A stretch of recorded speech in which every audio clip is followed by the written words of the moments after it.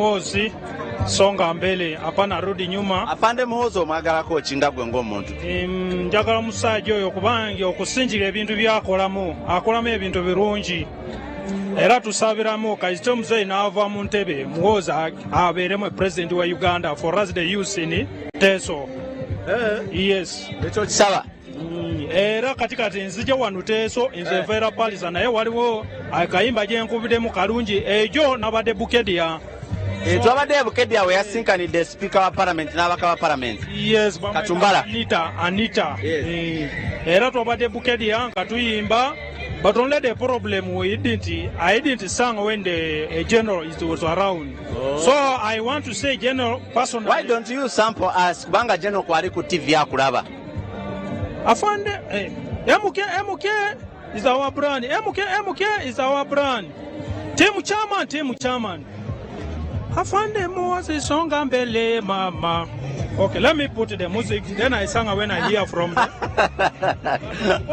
Very serious, and I want this message to reach. You are very serious. I'm very serious, and I want this message to reach to the general. Hey. Seriously. Because general is watching you right now on Soul TV Live. Look me. MK is our brand. MK is our brand. Team chairman. I would like to thank all. Okay, thank you for coming to this celebration. Is that a song? Yes.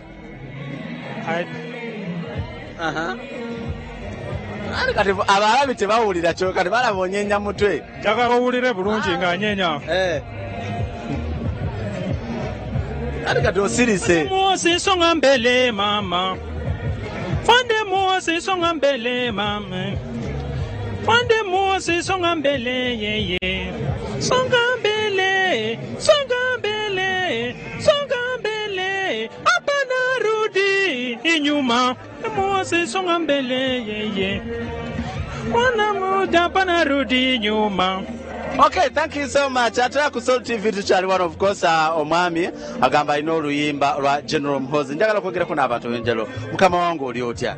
Mbadde nsaba osembere kwano obuuza ku batulaba. Tuli live ku Soul TV era abakulaba ensi yonna agenda maaso n'okubanga era bekigenda wano mu maaso. Nsaba obuuzeeko ku batulaba ku Soul TV. Sebo gyebaleko mukulu. Naawe gyebale sebo. Nsanse kulaba. Tuli wano ku Soroti lunaku lwa leero. Tuli mu kweyagala ku lwansonga.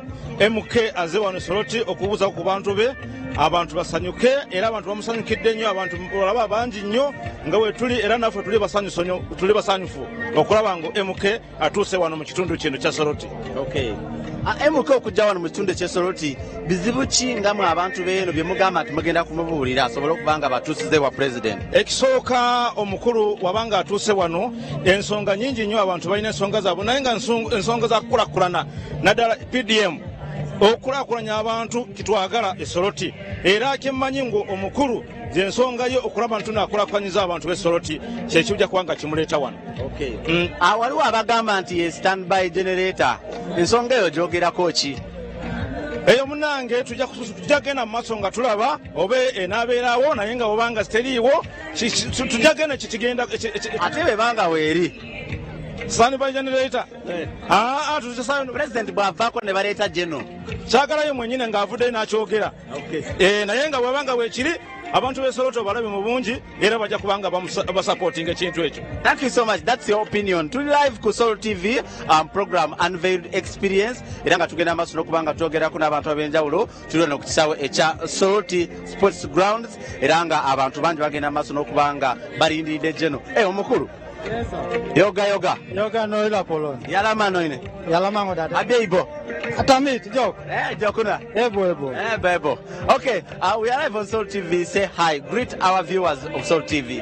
All viewers, I greet you in the name of Jesus Christ. And the message, I want MK when takes over the power, I want him at least to compensate our father because there's a land which was taken by police. So we request his government when he takes over to compensate our father before he's still alive. What's your name, sir? I'm Kole Pungudenis.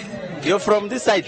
I'm from Lomokori. Okay. That is What type of food do you eat in this place of Teso, Soroti in particular? What type of food?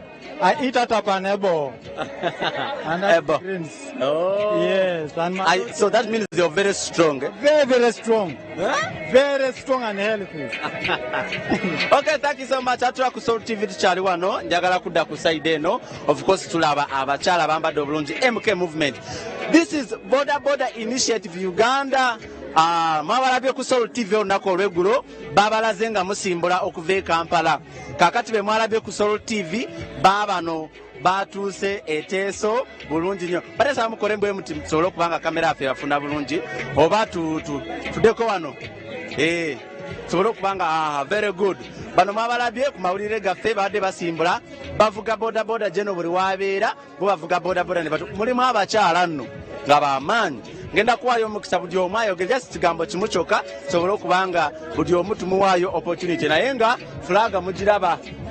Mukama wange komanda uno komanda soko buze okubatula ku Soul TV ono bamuyita field commander ono komaso komanda kozi wangamba wasomera wasebo Ubungereza kwini w'Ubungereza yantikira amayinja gange nedda sebo tuna mu kamera yaffe ensi ono ekulaba General kwali ne His Excellency Yoweri Kaguta Museveni kwali alaba njagala abantu obanyonyere bulungi wasomerawa obuyinja wabujjawa asooka n'amanya go amanya gange bampita Mande Bruno nga field commander wa MK movement Boda Boda Initiative Uganda nze ntwala bya security ebitwala timu yaffe mu MK movement wasomera wasebo nasomera Bungereza kuni w'Ubungereza yantikira amayinja gano nze nkwasaganya ensonga za Gen Muhoozi omukampala yonna Uganda yonna okutulaba mpaka 2026 atudde ku ntebe. Mwatambudde mutya olugendo lwabadde lutya?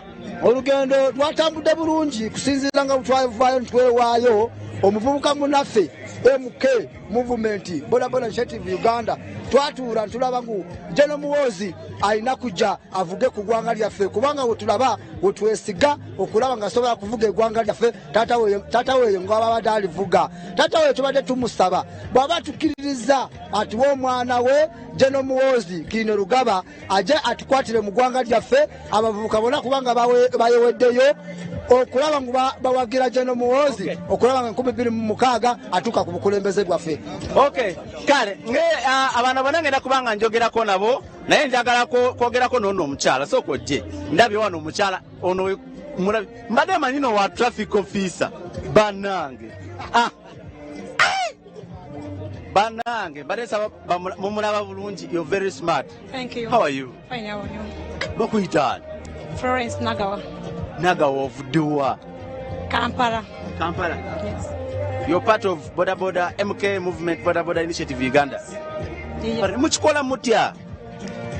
Fe tukikubira ddala ekintu kye tulimu. Sooka otunyumiza olugendo. Mwasimbudde ssaawa mmeka e Kampala, mwayiseewa, mwayimiriddewa era eno mwatuuseeyo ssaawa mmeka? Abantu abakola ku Soul TV mbadde nsaba banyonyola olugendo. Twasimbula e Kampala ssaawa 6 katwolekera olugendo lwaffe tuve Kampala okujja Teso. Twatuuka e Teso twatuukawo ssaawa 5 ogw'ekiro. Kati olwo mugenda kuddayo ddi?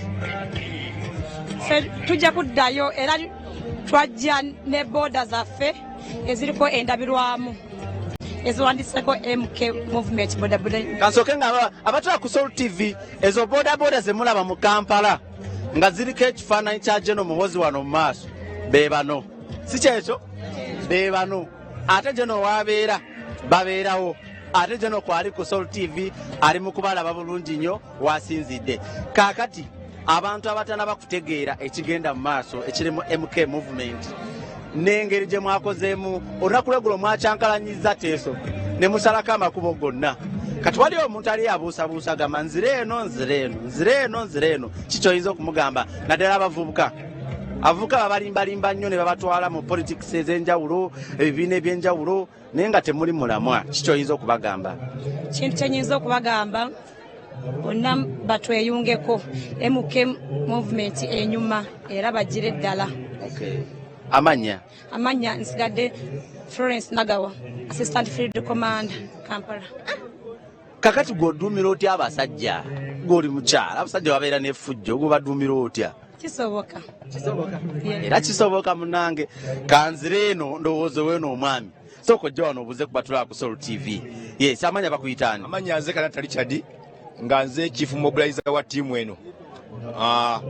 Amagye gajje nago okutaka sebo buli tubeera ffenna esebo mwe muli magye mwatrainingira wa ane abatuuma amagye abawagizi ba Gen mukola efuje ennaku zino mubeera ne piki mubeera ne motoka temuteekako number plates naye muteekako just kifaananyi kya Gen bwegamba mutuuka wali ku checkpoints mwe muyitawo obuyisi olw'okuba Gen ne mwetumye n'amagye kati njagala onyonyola omuntu atula ku Soul TV obuyinza obwo mwabujja wasebo.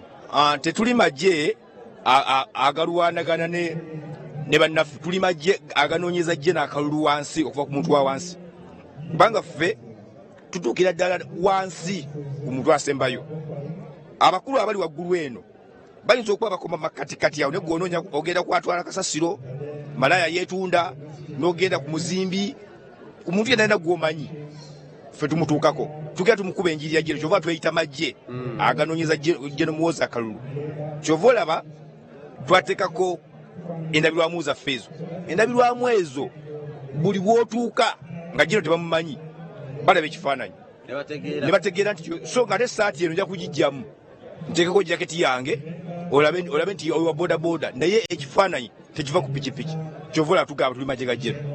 Very good. Nakangenda ku mixinga kanfuneyo mami wange soko je bana we onyumye. Omayi mama Janet atera kwambala enkofiira bweziti. Nah. Kalabu koli you're inspired by Mama Janet Katamu 7. Uli utya. Yesu yebazibwe. Amina sewa. Obulamu buli butya. Tebulina buzibu. Wavude wa enyonyi walinye yawa. Ennyonyi eyaffe tutambulira ku pikipiki. Sokoli nawe otambulira ku pikipiki. Ndi mukyala wa boda boda initiative Uganda. Namanyi kukanana Pastor Bujingo yagambye agenda kuddamu ategekeyo okusaba kw'aba boda boda bokka anytime ajja kubanga akulangirira era kati bw'ogambe neŋŋamba why waliwo boda boda yava ku boda yawa obujulizi kati ayina hardware enansana atikula trailer namba ya tires kyokka yali wa boda boda so nolwekyo agenda kuddamu ategeka okusaba kwa boda boda abasabire ate mwaja ne ku church nabalaba obulamu buli butya tebulina buzibu kiki tubuulire ekiri ku ground olaba otya ki ekiriwo Gen reception yabadde etya Gen reception gye nalabye yabadde nnungi nnyo era nkubiriza okusinziira ku reception gye balabye oba Gen gye yabaddeko abantu bonna abagiraba oba bali mu Uganda batuwagire babeere wamu naffe bawagire MK movement kubanga Gen Muhoozi stand by generator era ffe buli we tubeera tugamba daddi wagambira nti amafuta gwaweddemu stand by generator yo nga tukoleeza gwolesa akapya amafuta gaweddemu stand by generator nga yo tugikuye etandikirawo Gen bwatugamba nti tugende mu America fete tulinya nnyonyi tujja kukolindeko musobola ovuga boda boda ne mugera America tuli majega ku ttaka tujja girinya paka America. Ndagala kumuzaako mukwano gwa bamuyita Francis Nkusiye ambassador wa team chairman MK movement mu USA chapter of course babadde nga batongoza obukulembeze bwabwe n'abalabyeko abalabye ne ku Soul TV banaye mulaze amaanyi tulaze amaanyi ate ani abawa sente bagamba mu MK movement muli mu sente muyola buyozi sente Gen Muhoozi akyali muto talina sente leka naawe ani gwogaa Gen talina sente oyo muganda waffe mwana waffe mwannyinaffe ffe twamuteerawo omubiri tetulina yadde ekikumi kye batuwa naye twamuyiirawo omubiri paka lasiti nzire eno sooka ojje mukulu kanzirewo sooka ojje wano oli otya endisebo oli otya enkofiira erabika eringa eya muzeeyi anti era eyejjajja wange amanya bakuyitaani erinnya Muhamya Jime okuva Kampala Coordinator Machinde Division MK Movement Boda Boda Initiative Uganda. Amagye g'oku ttaka aga Gen Muhoozi agaasalawo okunoonyeza Gen obuwagizi. Kuba Gen gwe muntu gwe tulabamu asobola kudda ku bigere bya muzeeyi. Baze batulimbalimba bano abapipopuwa nga batulimbalimba bye baliko naye twakizuula nti asobola eggwanga Uganda Gen Muhoozi kuba yabitendekebwa buli kimu akimanyi. So twasalawo tetulina atuteeka mu ssente by the way. Fe twasalawo okweteeka mu ssente. Mwefandinga Fefe nyini. Kale njagala kwogerako n'ono omwami nga sinaba kubanga mbasibe. Of course nyinza obutogera n'abantu bano bonna naye mubalabye wano bonna we bali mu maanyi. Njagala kwogerako n'ono omwami. N'omwami jangu wano jangu tofaayo jangu. Oli otya mukama wange? Yendi sebo gye bali. Obulamu buli mbadde sababuze kwatula ku Soul TV. Obulamu bulungi. Amanya go sebo? Amanya Jackson Kanywani. Nange. Kanywani n'olugayi. Bantunga mu district. N'omangu nyono banzaala ntunga mu kitwe. Nze ate kati awo tumanyiganye kuba nze naliko ku radio ankole okumala emyaka 7. Manya radio ankole ne ya anko wanje Rukutana.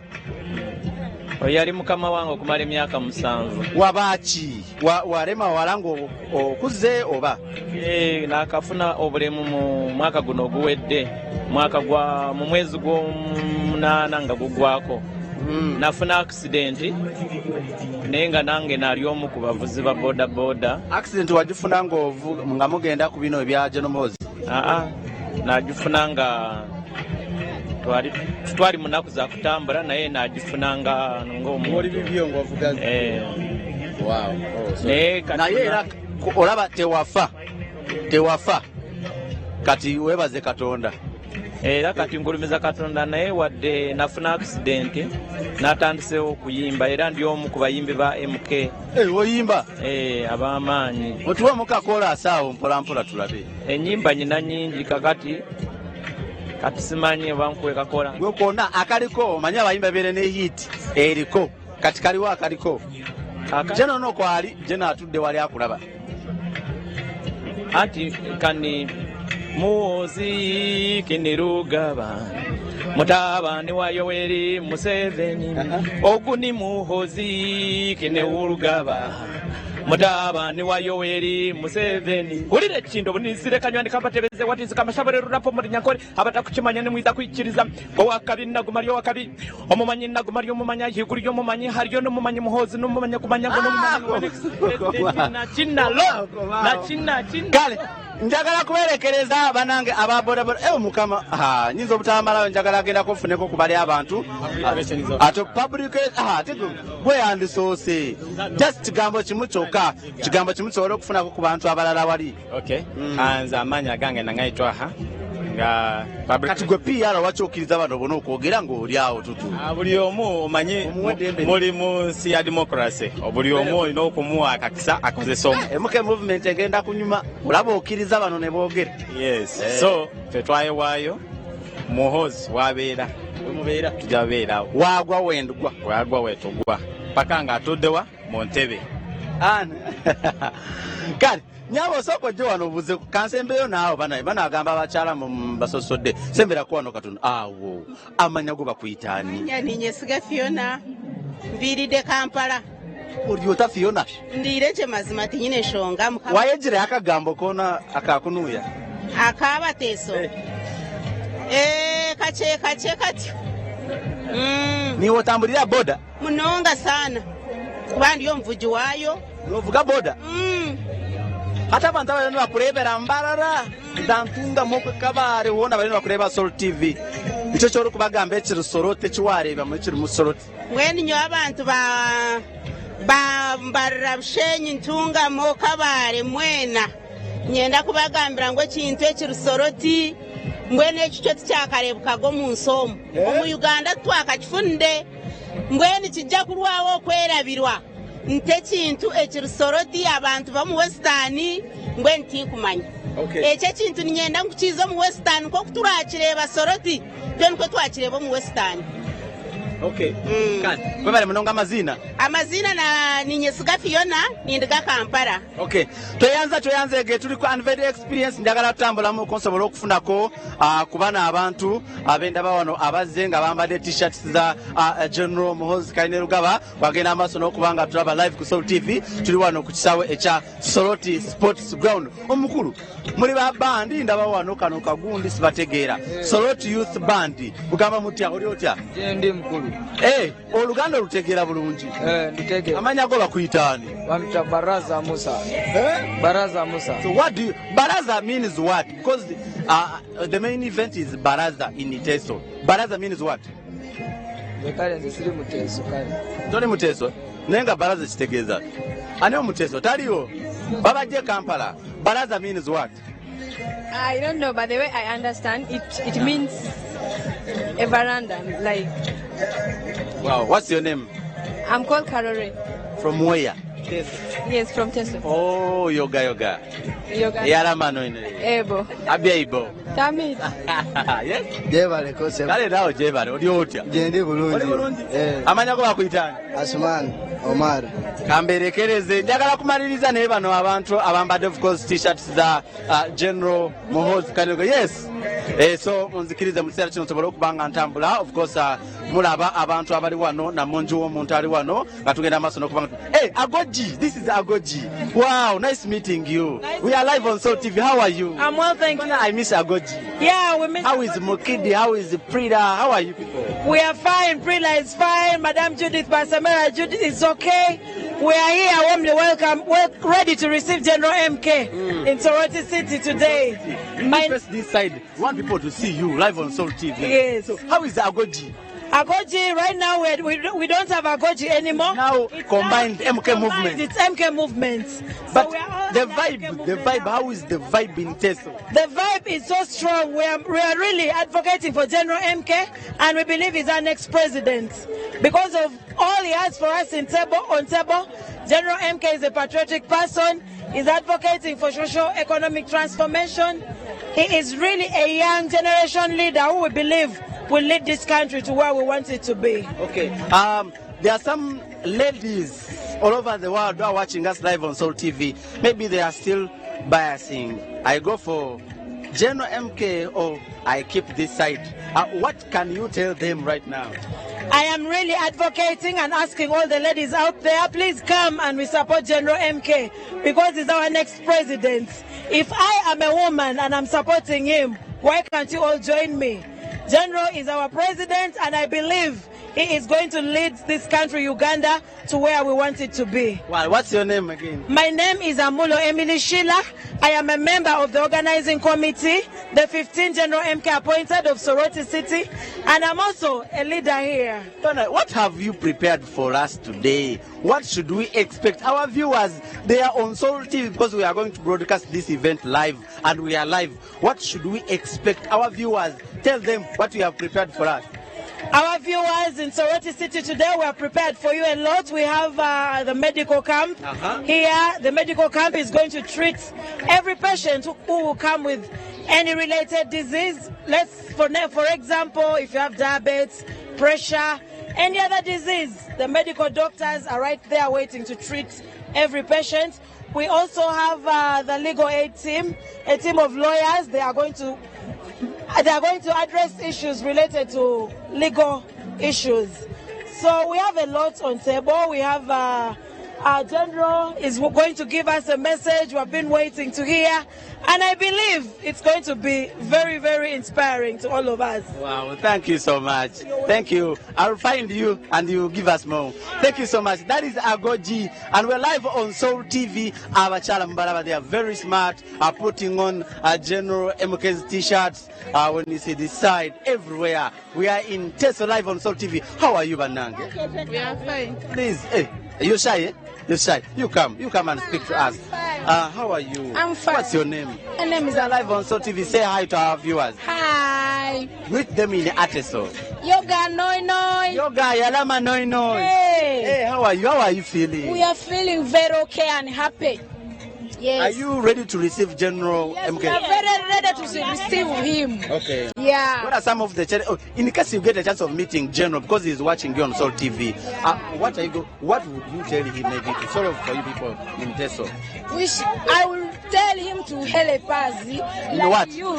To help us to pay to give us these costs, small things we can help our things Which smaller things are you talking about? These costs giving us technical skills. Yes. So you need to be skilled. Yes. Wow. Because some of us, we are just at home, no help. So we can also start from there. Wow. Yes. That's good. And Jenna is watching you. Yeah. Okay. Thank you. Good. And you, how are you? What's your name? My name is Anna Margaret, Black Beauty. Yes. Yes. Good. Yoga. Yoga no. Yalama. Yalama so no. Okay, you say hi to our viewers. We have just like 2 minutes and we get off air. Then we are going to be coming back. Okay. How do you want me to say hi to them? To in Teso, yes, to greet them in Teso, please. Yoga no. Yalama so no bu president Kosima. Yes. Yalama so no. Ana anyunyesi. Mostly gets anyunyesi biyane. Konye. Eroko si nyinyura kati sa tumunaka. Eya utingesi ye mopira nuisa paboni. Konye koto Teso. Ape suruda ati oje mopira le boli asi. I know. Kate netball, football, volleyball. For us in Teso, we are talented, but only we don't have support at all. Another thing is we are staying at home. There's nothing we are doing. Some of us are educated, but now we want to do some other courses, but we don't have help. Now, if he's going to be our president, please let him help us. We don't want to be at home, okay. And we don't want him to watch us suffering, getting marriages when we are still young like this. Are you married? I'm not married. Yes. You have to. Oh, anyway, let me end with this one, okay? I think. Hey, you need to talk to Mama. Hey, Mama, okay. Mama, let me end with these two people. Mama, you stand here. Yes, this one is good. Okay, Mama, how are you? Yoga. Fine. Yoga no. Okay, what do you want to tell General? Anga mitayama na jo anga nyinga team Deborah. Awoki agora. Anga tie chairperson NRM yagora. Apoyo neno MK movement General Kai Kuragaba. Ango apoyo sana. Wada omito mpiran tukeretie midwanyira pore tuko netball. Didwanyira da tuko de wanogamo General MK bala president wa Uganda kane apoyo sana. Are you ready to support General MK? Yes. Yeah, MK oye. Okay, Watako Soul TV, let me end with this one. Just 1 minute. Say hi to our viewers live on Soul TV. Yeah, my name is Atai Ruth from Ngora District. I'm so happy to receive the MK movement, and he's so welcome. We are here to receive him, and we are so glad that let MK help us in our Teso region. Because as the youth, we are here loitering, no jobs. We need the youth loans so that we can also uplift ourselves and get something to do in the future. So we are really so happy that MK movement has come to push us also ahead, because MK is the youth as we are youth as well. So we need him, and we want to welcome him happily and warmly to Teso region. So he's most welcome. Thank you. And your name finally? Atai Ruth, Ngora District. Okay. I think I need to get back to the studio. Over to Matuina Maridawano. Let me say hi. You say hi. Yeah. Only carry hi. Only hi. I'm going to hold for you the microphone. Okay, hi MK, you're welcome to Ngora, you're welcome to Teso region. We love you and we're ready to vote for you. Bobby one was there. Hey, let me end with Honorable. Honorable is here, Banange. Let me end with Honorable. Honorable, we are going back to the studio, but I need to let's stand here. Please. Honorable, just welcome people from all the areas who have come to welcome General Muhoozi Kainerugaba. We are live on Soul TV. Okay, we would like to welcome everyone to Soroti. Introduce yourself. My name is Jacqueline Amongin, and I represent the people of Uganda in the East African Legislative Assembly. Wow. I come from this region.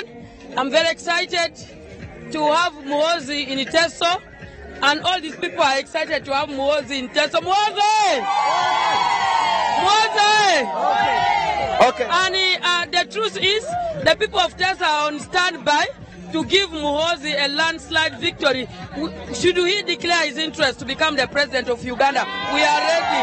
Okay, thank you so much. Abatula ku Soul TV munzikirize mu kiseera kino osobola okubanga mbasibulira wano tujja kubanga tubatuusaako emikolo gino naye nga wano wenkomye olunaku olwaleero unveiled experience zaji batuusiza ku Godfrey mwebaze nkoze ne Eddie Nsubuga tujja kubanga tukoma munzikirize mbasibulira wano mbeere bulungi mweraba.